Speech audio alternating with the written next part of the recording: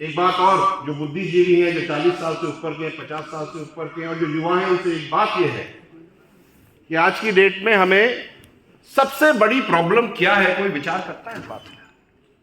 हमारी सबसे बड़ी प्रॉब्लम है we lack in intellectual capability. हम किसी डिस्कशन फोरम में है ही नहीं। कहां हो बताओ? मीडिया में हमारे गिने चुने 3-4 हैं, पूरे राजस्थान की बात कर लो।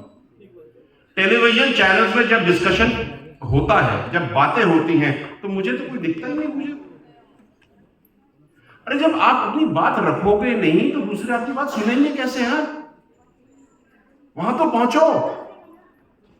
और हम सबके सब केवल सरकारी नौकरियों के पीछे दौड़ते दौड़ते थक जाएंगे भाई। केवल सरकारी नौकरी ही सब कुछ नहीं है, बहुत कुछ है। परसों की बात बता रहा हूं, जब आए थे सब, हमने कहां गए, इनको कहा था कि यहां पे जयपुर में ऐसे गुजर लड़के भी हैं जो 90 लाख रुपए सालाना का पैकेज लेके चलते हैं, उनको भी तो बुलाओ, वो भी तो बताएं कि ऐसे भी हो सकता है। हम केवल पशुधन सहायक, कंप्यूटर सहायक, first grade, second grade, third grade, RS, इन्हीं के पीछे दौड़ेंगे क्या? और नौकरी तो होती है 900, अप्लाई करने वाले 9 लाख, बाकी कहां जाएंगे? और आपका तो 5% आरक्षण है, तो 900 में तो गिनती के 5% ही आएंगे। बाकी लोग कहां जाएंगे, कैसे सेटल होंगे, ये आज हम लोगों को, यहां सब समझदार लोगों को बैठ करके ये तय करना है कि where is the next future, what are we going to do. इस पर चर्चा करनी है, इस पर मंथन करना जरूरी है। मैं इतने लोगों से मिलता हूं, मैं इतने लोगों के इंटरव्यूज लेता हूं, खास करके बुला करके गुजरों के इंटरव्यूज देता हूं कि मेरे को अपनी कंपनी में जॉब देनी है। तो मेरे को लगता है कि यार मेरे को बहुत कुछ करना बाकी है। लोगों को डर है बात करने में, झिझक है। ये झिझक कैसे खत्म होगी? मंचों से नहीं होगी, लोगों के बीच में बैठ करके उनसे बात करने से खत्म होगी। हमको करना पड़ेगा। This is the path to the future. बहुत जरूरी है सर। ये बात मैं आप सबसे इसलिए करना चाहता हूं क्योंकि मैं आज तो देख ही नहीं रहा 20 साल बाद कैसा गुर्जर समाज खड़ा होगा। इस पर हमको मंथन करने की जरूरत है। और ये राजनीतिक डिस्कशन नहीं है, ये एक सोशियो पॉलिटिकल डिस्कशन है। बिकॉज दोनों के दोनों मिलकर के जब काम करेंगे तभी तो 20 साल की प्लानिंग कर पाओगे, नहीं तो नहीं कर सकते। So we need to work on that. एक और विडंबना है जो मैंने देखी पिछले 8-1 साल से, मैं आप सबके साथ लगा हूं, और पिछले 5 साल से एक राजनीतिक तौर से भी पूरे एमबीसी समाज को संगठित करने का प्रयास चल रहा। हम लोग 200 में से 72 विधानसभाएं काबिज करते हैं साहब। आपकी 25 लोकसभाओं में से 12 लोकसभाएं आपके वोट के बिना जीती नहीं जा सकती। यह आपका दम है। और इस दम को देखते हुए मुझे इस बात की खुशी है कि मैं अभी फुलेरा गया था, तो जब मैं वापस आ रहा था तो दीवारों के ऊपर इस छाती फूल गई खुशी से कि उसमें लिखा था अंकित चेची लोकसभा जयपुर ग्रामीण। मजा आ गया था। अरे सपने तो देखो, पहुंचोगे तो तब, जब देखना तो शुरू करोगे। बहुत अच्छा लगा आप सबको, बहुत बहुत शुभकामनाएं। ऐसे 10 नाम और होने चाहिए। किसी भी पार्टी से आओ, कहीं से भी आओ, किसी गांव से आओ तो सही, आओ तो सही। और उसकी तो इच्छा हो गई आने की, हम मर कहां जाते हैं ये मैं आपको समझा। हमारे पास लॉबिंग की कैपेबिलिटी है ही नहीं।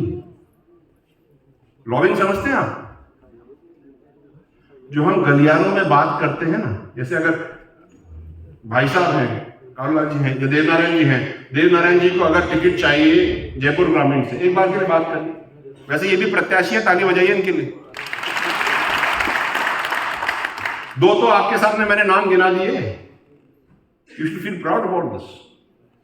तो अगर इनको टिकट चाहिए किसी अमुक पार्टी से, तो ये बार बार जाकर के बोलेंगे मुझे टिकट दो, मुझे टिकट दो। ऐसे तो कुछ नहीं मिलता। लेकिन आपके संगठन के लोग, आप लोग जब कंसर्न लोगों के पास जाते हैं तो कम से कम ये तो कह दो कि देवनारायण अच्छा आदमी है, इसको देख लिया करो। इसको लॉबिंग बोलते हैं। और हमारे यहाँ लॉबिंग अलग तरह की होती है। मेरे को कोई शर्म नहीं है कहने में, देवनारायण में कुछ नहीं है, मेरा देख लो, मेरा भाई है।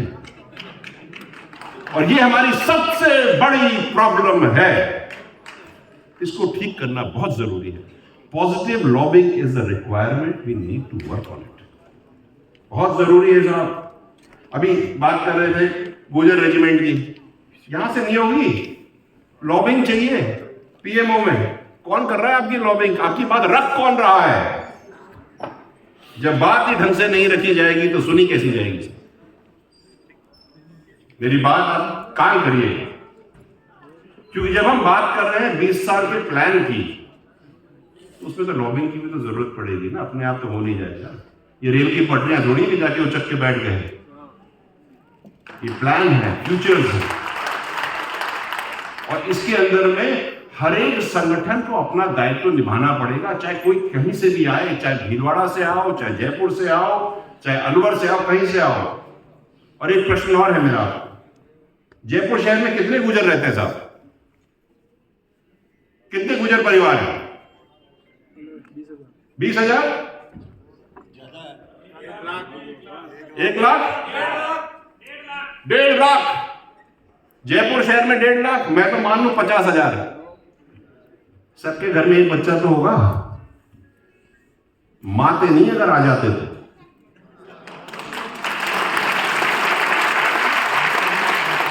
हम कौन सी खेड़ा गा रहे हैं और क्या क्या गाना गा रहे हैं भैया?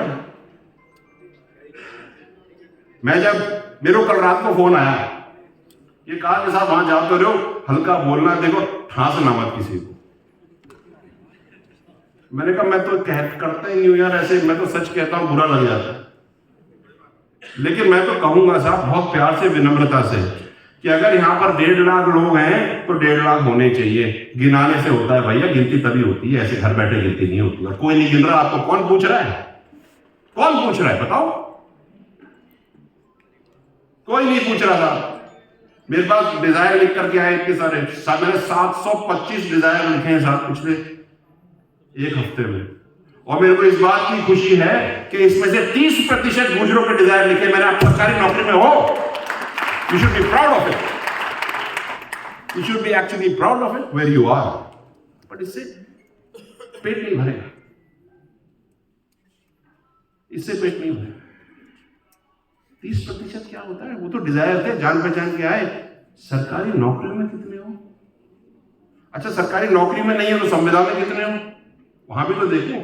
आप डिसीजन मेकिंग में कितने हो? एक है जवाहर सिंह जी बेडम, 4 क्यों नहीं है? ये प्रश्न आपने कभी सोचा? 4 क्यों नहीं है? हम 1 से संतुष्ट क्यों हो? This is something which we need to remember and take it as a thought. We need to do something about this, gentlemen.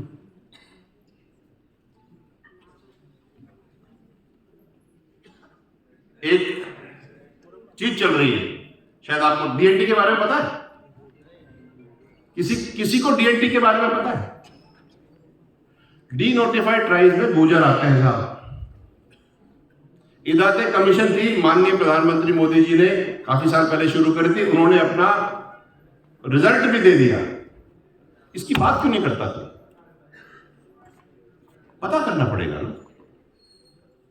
और डी नोटिफाइड ट्राइब्स में गुजर भी आते हैं, गडरिया भी आते हैं, अपनी पूरी एमपीसी समाज आती है। और इसकी खासियत यह है साहब कि जो भी स्कीम्स हमको मिल रही है एमपीसी में तो मिल ही रही है, लेकिन सेंट्रल लेवल पे आपको अलग से स्कीम्स मिलती हैं। आपको बाहर जाकर के विदेश में पढ़ने के लिए सरकार पैसे देती है। आपको पता क्यों? और पता नहीं, ये विचारने की बात है कि नहीं? देखो मैं तो पूछ के और चूटी काट के जाऊंगा दादा, क्योंकि बस समाज में बैठे बात तो करनी पड़ेगी। हमें पता क्यों नहीं है, और जिनको पता है वो आपको पता क्यों नहीं है?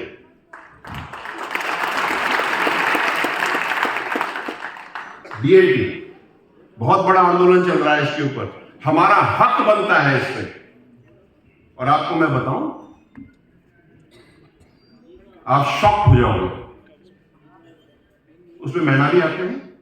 और जब मैंने चिट्ठी लिखी सरकार में, सेंट्रल गवर्नमेंट में, अपना तो नहीं हुआ, उनका हो गया। गुड मॉर्निंग, झटका लगा सुन के। ये इसलिए क्योंकि आपकी लॉबिंग कैपेबिलिटी है ही नहीं, आपकी बात पीएमओ में रखने वाला कोई है ही नहीं। इसलिए मैं कह रहा हूं मेरे भाइयों, माताओं, युवाओं, युवतियों, if you want to reach somewhere, you need to do it on your own capability and you need somebody to push you. कैटापुलेट चाहिए साहब, धक्का लगाने वाला चाहिए कि धक्का लगाए और आगे पहुंचाए। बहुत जरूरी है, डीएनटी पे हमें काम करना है। मैं आपसे सपोर्ट चाहूंगा कि आने वाले 4-5 महीने में हम डीएनटी आई कार्ड्स राजस्थान में बनवाएं और हमारे सारे लोगों को हम ये बेनिफिट दिलवाएं। मैं आपकी मदद चाहता हूं। और एक और, आरक्षण की बहुत बार चल रही, बाहर एक मीडिया वाली बहना मिली, कह रही थी आरक्षण पे ये हो रहा है, आरक्षण पे वो हो रहा है। पिछले कुछ, भाई थोड़ा सा आवाज कर दो। तो मैं आप सबको ये विश्वास दिलाना चाहता हूं कि हम सब 50 साल से बूढ़े जितने भी है ना, आरक्षण तो हम देख लेंगे। छोरों और छोरियों, तुम पढ़ लो और नौकरी लग लो, इन चीज फालतू चीजों में मत पढ़ो, वो काम हमारा है, हम करेंगे। तुम्हें पढ़ाई करें तो नौकरी करो, हर चीज हर की नहीं है। और आपके आरक्षण पे तो आंच आ ही नहीं सकती। अपन सब बैठे हैं ना, कर लेंगे, तुम तो पढ़ के नौकरी लेंगे। ये बात चल रही थी हॉस्टल्स की, और मेरी आज खुशकिस्मती है कि मैं अभी थोड़ी देर पहले, यहां आने से पहले, अपने त्रिमूर्ति चौराहे पर बजाज साहब ने कार्यक्रम रखा था पति जी का, और उसमें मैं मूक बधिर बच्चों के साथ बैठा, करीब 750 बच्चे मिले।